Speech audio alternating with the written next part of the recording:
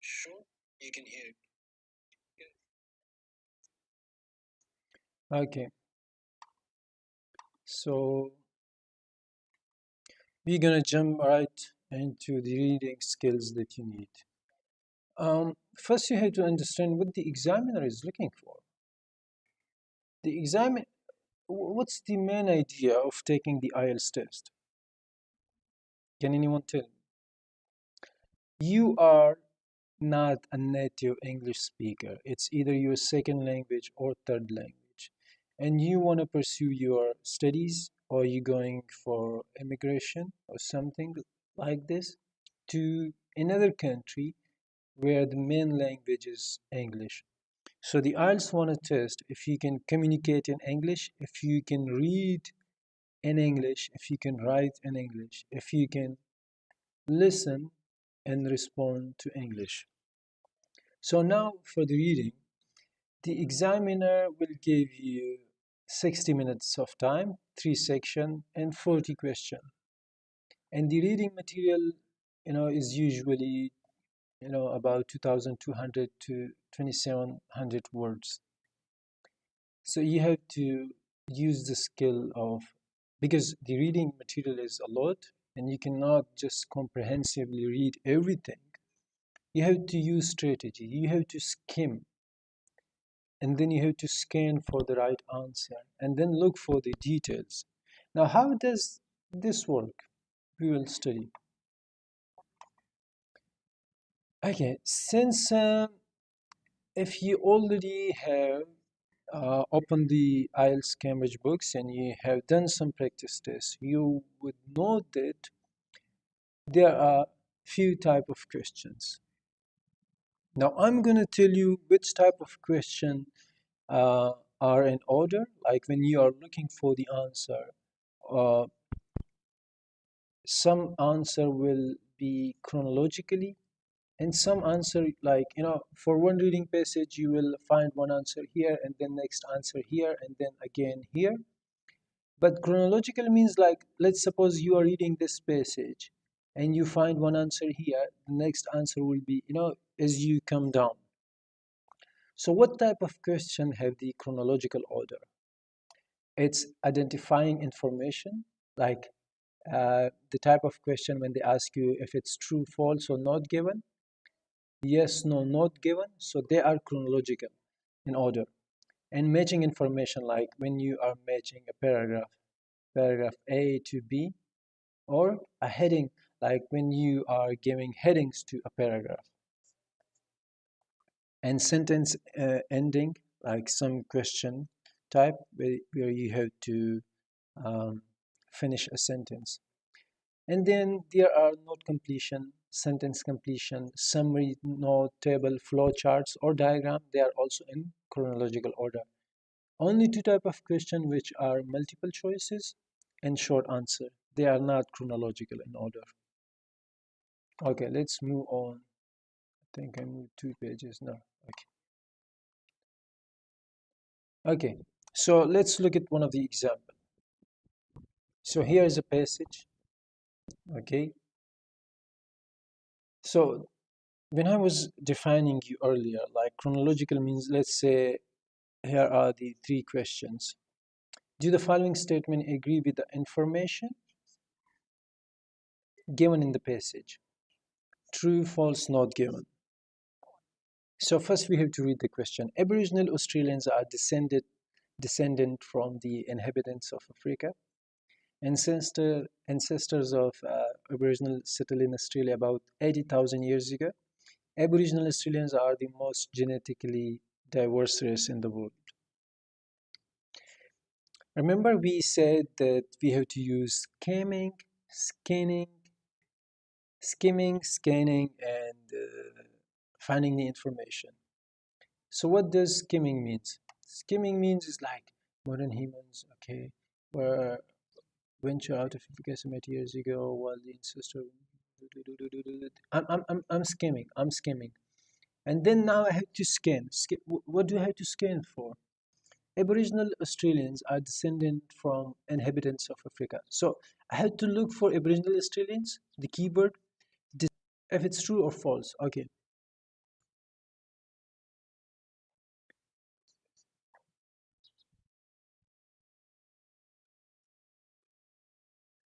Okay, I haven't found the first one, but I found the second answer. In the second one, they say that they came to Australia 50,000 years ago, while the question says that they came to Australia 80,000 years ago. So it's true, false, or not given? It's false, obviously. Okay. Despite this, however, students adopted a different condition. Yes, in mark of genetic diversity resulted. This means that this greater genetic diversity between people in the east and west of Australia than there is between much more culturally diverse races, like the indigenous ones. Okay. Aboriginal Australians are the most genetically diverse race in the world.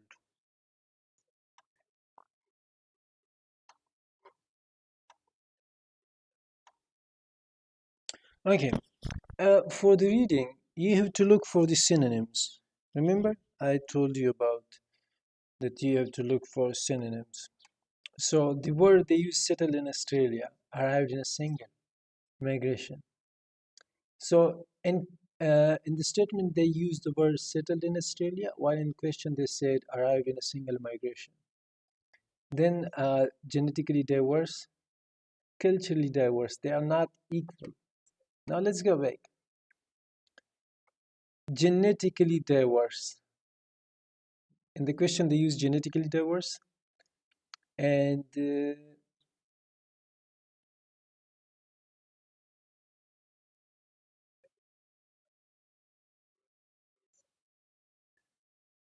so this one is not given. Okay. Now let's look at some of the advices. Read the question first. As we, when we started, we read the question first, and then skim through the text. Underline the keywords. The keywords where I said we have to look for Australian Aboriginal settled. These were our keywords. Note the number of words allowed in your answer. Most important. We're gonna come to this question later. In some um, question, you have to write not more than one word. If you write two words and they ask you for one, you are incorrect. Okay, don't worry about words you don't know. Like if you don't have, if you don't understand a specific word, you can't emphasize so much on it. You will find the information about that word in the coming sentence. Okay, don't waste time on one question. If you are having trouble with one question, just move on to the next one. Each question carries 1 mark for the right answer. If you incorrect any answer, there is no penalty. You will just incorrect, but there is no negative marking. Okay, we coming back to the writing. So summarize in your own words information presented in a graph, table, chart, diagram. Now, any visual that they will give us right now, we have to just summarize in our own words, and we have to write at least 150 words and 20 minutes. Okay, this one is very interesting. Okay, I need your attention. So now first look at the the visuals. What is it? Is it a bar chart, a table, a graph? What is it? So they, this visual is giving us some information. We are not looking here right now, okay? We are looking to the actual chart. So there are two charts, and the headings are that Japanese tourists traveling abroad. So residents of Japan going abroad. And then there is another chart which shows us the tourists from Japan who visit Australia. Yani Australia share of those tourists from Japan. How many people from Japan goes to Australia? So this chart shows the Japanese tourists going abroad to different countries, and this chart shows Japanese people traveling specifically to Australia. Axis and x-axis for the both chart to understand the visual. This one is numbers, and this one is in the year. Okay, now let's look at the statement. Come on. The chart shows the number of Japanese tourists traveling abroad between 1985 and 1995. So within 10 years, in Australia's share of the Japanese tourist market. Summarize the information by selecting and reporting the main feature. Main features. What does it mean? Main feature. And make comparison where relevant. Okay. Within 150 words and within 20 minutes maximum. Maximum 20 minutes. If you give so much time to the task 1, you're not gonna do well in the task 2. In the task 2, you should attempt first. Okay? But right now we are not attempting. We are just looking. We are learning. So let's look at the chart 1. Japanese tourists going abroad in millions from 1985 to 1995. So the main trend we see is the number of visitors increased, not only increased. In 1985 there were about 5 million visitors, and then in 1995, after 10 years, it was nearly 16 million. So from 5 million to 16 million, it's more than triple. Okay, so what we see is, the trend, a continuous trend in the visitor going abroad for visit, because they say tourists. It's not, they are not workers, they are not anything else, they are not students, they are tourists. So the going trend among Japanese tourists going abroad for holidays dramatically increased over the 10-year period. It not only double, it got triple.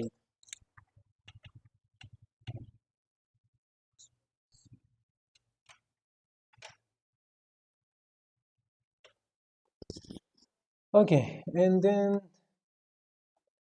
how many of those tourists choose to go to Australia? How many percentage? So this one, the first chart, the y-axis were showing the number of visitor in millions from 0 to 16 million, and the x-axis is similar for both. So this one is showing us how many percentage of the visitor choose Australia. Let's look. So from 1985 till 1995, there were about 2% people choosing to visit Australia, and then it increased in 1989. After 4 years, the number increased about 5%, and then a slight decline. But overall, the number of visitors going, look, this is the trend. The way, look at the, look at the hands, the way the trend is going upward. Main feature. Come back here. What does it say? Main feature and comparison. So the main feature is, within 10 years, the number of tourists going abroad from Japan to Australia increased, and there are about 6% people each year, not each year, each year the number of tourists choosing Australia as their holiday destination is increasing. Okay, within 10 years, from 2%, it went up to around 6%. Okay, so whatever we did right now was brainstorming the ideas, planning. It took us about 3 to 4 minutes, right? Now we can write. If we just start writing, we will miss so much information, and we would just, uh, lose our band. Okay, now there are some rules for writing. First, you have to write the introduction. What introduction? Like this chart is given to us. When we write our Task 1, the examiner will not see the chart. They will see the information. Okay? So what we have to do is we have to introduce our writing. What are we writing?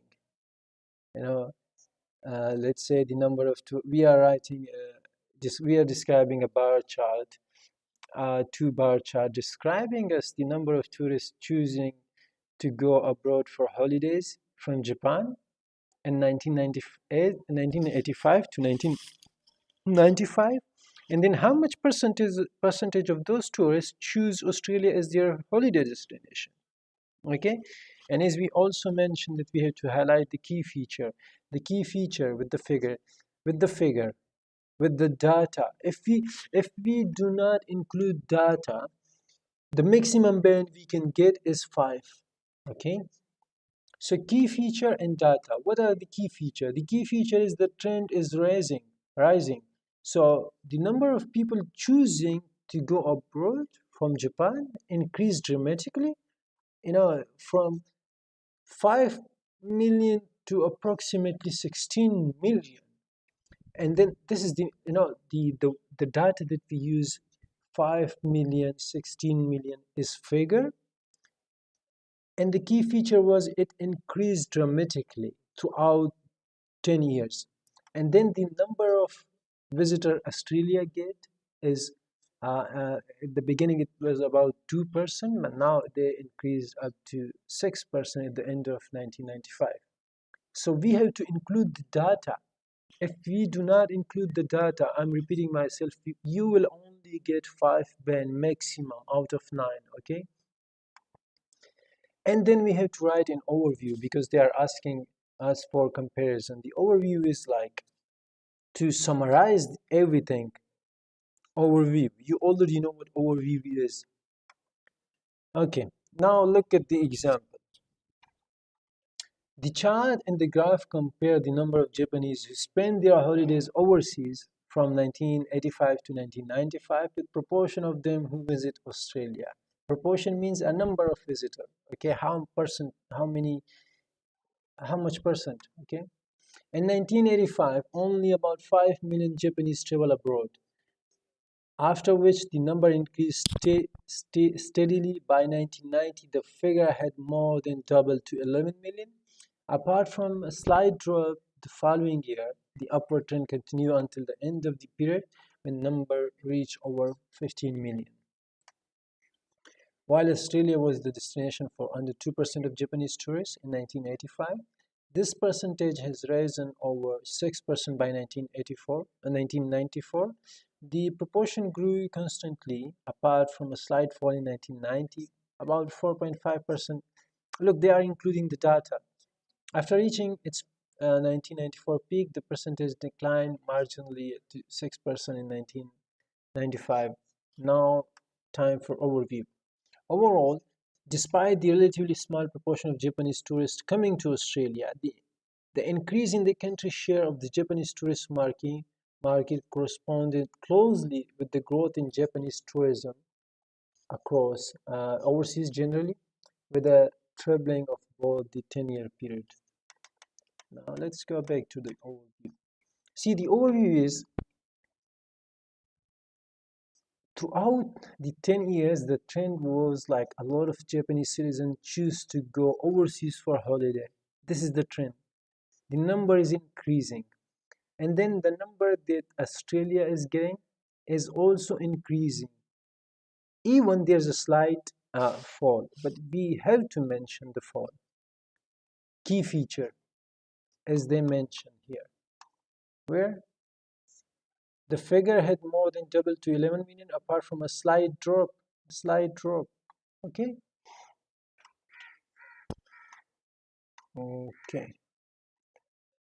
Okay. Now the checklist, the things that you have to consider. Write at least 150 words. I mean, it would be very stupid idea that you will lose marks just because you write less than 150 words.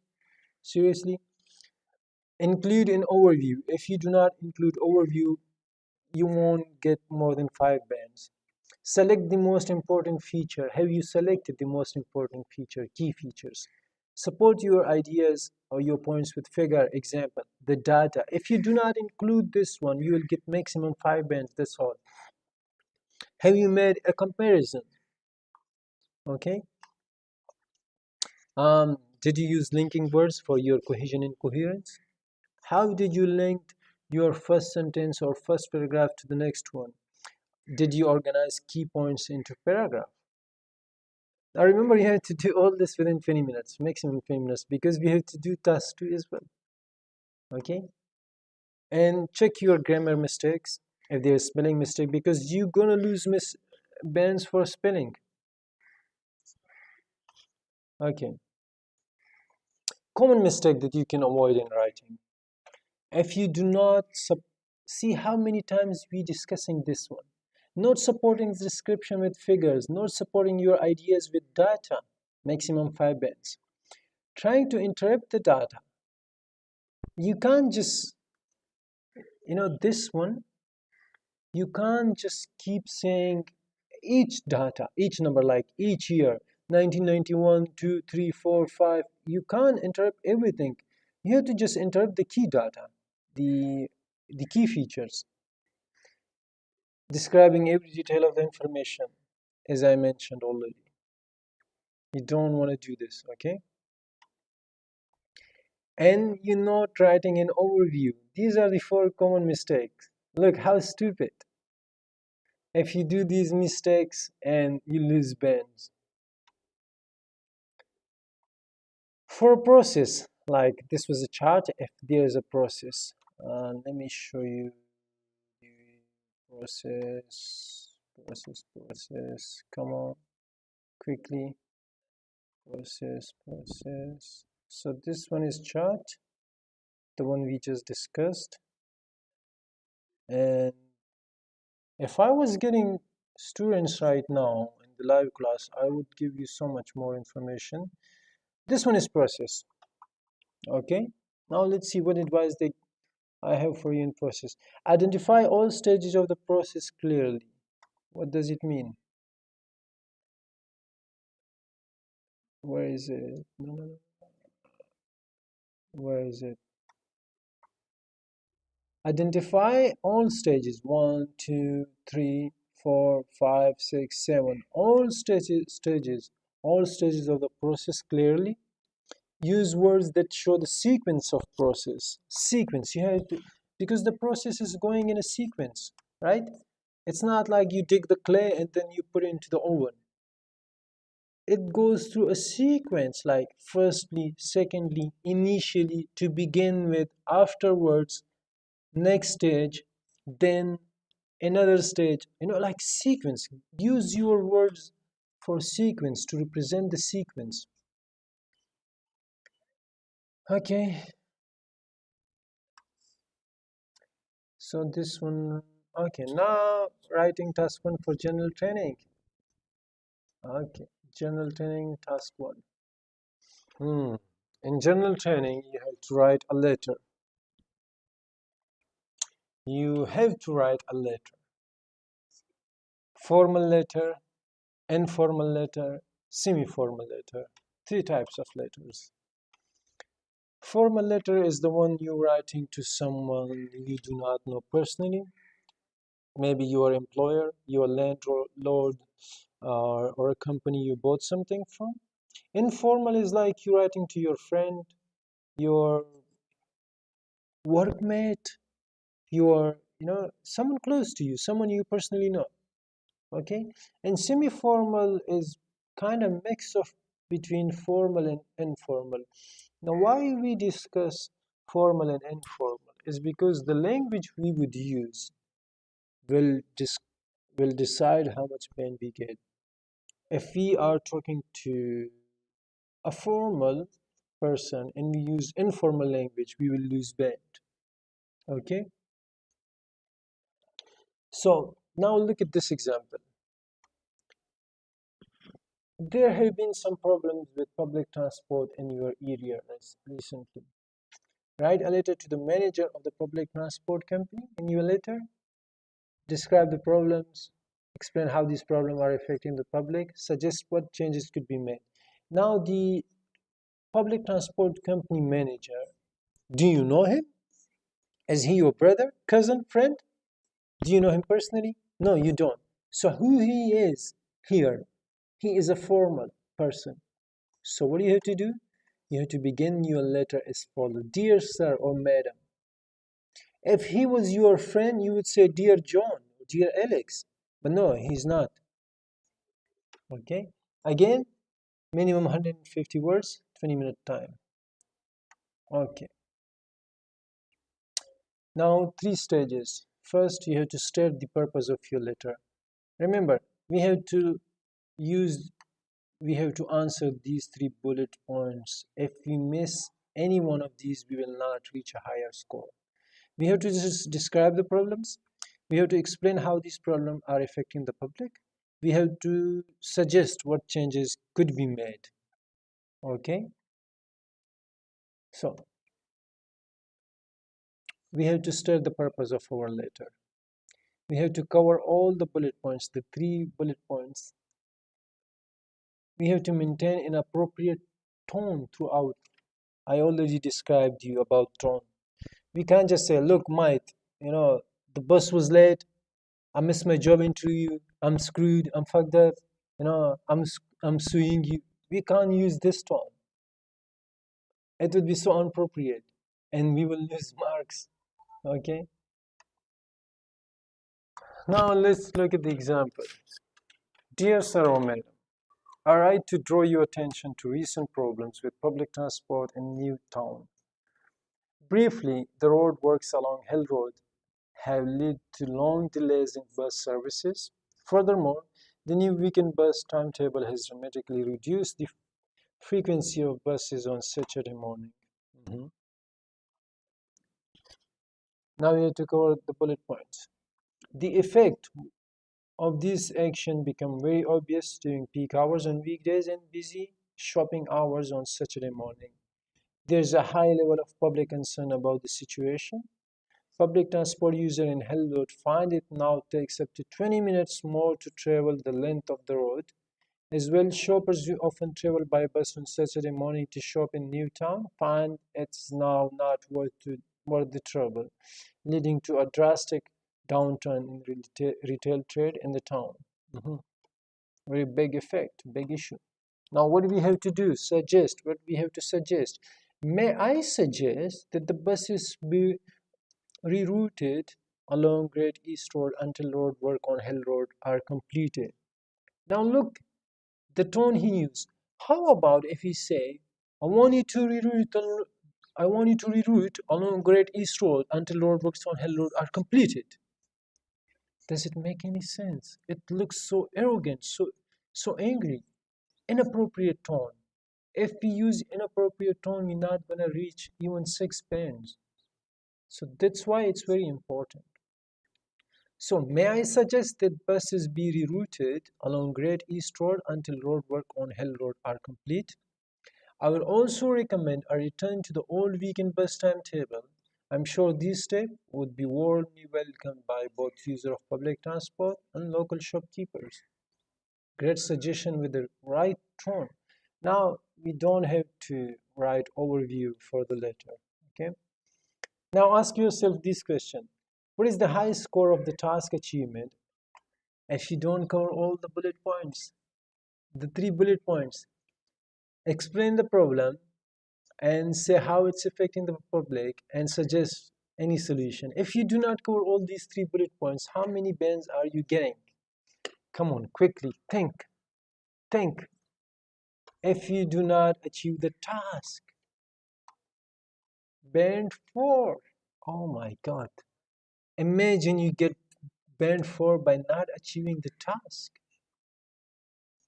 See? Attempt to address the task, but it does not cover all bullet points. You don't want to get band 4 in task achievement because let's say you get band 4 in task achievement. Cohesion and coherence, you get 5 bands. Vocabulary, you get 5 bands. GRA, you get 5 bands. Overall, how many bands you get? See? Okay. Maintain appropriate tone. How to maintain appropriate tone? Dear sir or madam, I write to draw your attention to some problem. Furthermore, I would like to suggest this action. There's a high level of public concern about my dash. May I suggest, I would also recommend. See the word that they use, the tone. I write to draw your attention, very humble. Furthermore, cohesive devices. There is a high level of public concern. It's not only my concern, it's high level of public concern. A lot of residents are concerned about that issue. May I suggest, please, can I give you some suggestion? I would also recommend, see, and then sign off with your faithfully Simon or whatever your name. Don't just write Simon, okay? What is the, okay, sorry for the noise. What is the high score for task achievement if you don't maintain appropriate tone? If you don't maintain appropriate tone for task achievement, how many bands you getting? 5 bands, I told you earlier. If you don't include the data, you don't use appropriate tone, you're getting 5 bands for task achievement. Okay, now what's my advice? With this thing, with task 1, I'm going to end the class and then we will continue. I will read your question in comments on this video. And if you are interested, then I will continue the live broadcast. Otherwise, no, I have other stuff to do as well. So what advice I'm going to give you here? Analyze the task to look for more than one element in any bullet point. Think what other idea you can develop. Check for plural forms in the bullet points. Like this one is very important. Let's say if they ask you for suggestion, then you can give one suggestion. If they ask you for suggestions, plural, you have to give more than one suggestion. If they ask you to describe problems, you can't just highlight one problem. You have to mention 2-3 problems, or at least 2. Okay, very, very simple, minute, but it will affect your bench score very badly. State the purpose of your letter in the first paragraph. Why are you writing? Okay, and letters need paragraph, like the letter we just discussed. Politely round off by looking to the future like, you're faithfully, I'm looking forward to hear back from you, I'm looking forward for implementation, I'm looking forward for uh, feedback or something like that. Politely. You can't just say, you have to write me back. No, you can't. Okay, inappropriate. 5 bands. Okay, write in a style that it is suitable for tone, formal, informal. You can't write to a company manager and say, hey, my